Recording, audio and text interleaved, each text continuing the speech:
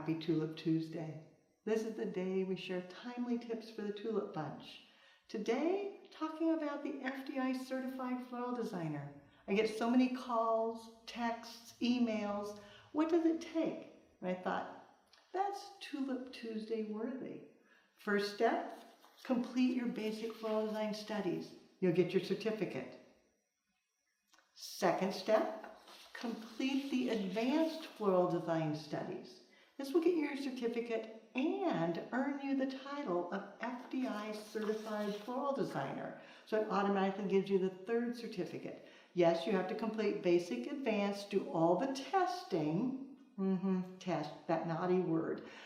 But then you are an FDI Certified Floral Designer with the golden lapel pin. And that qualifies you to test with the American Institute of Floral Designers.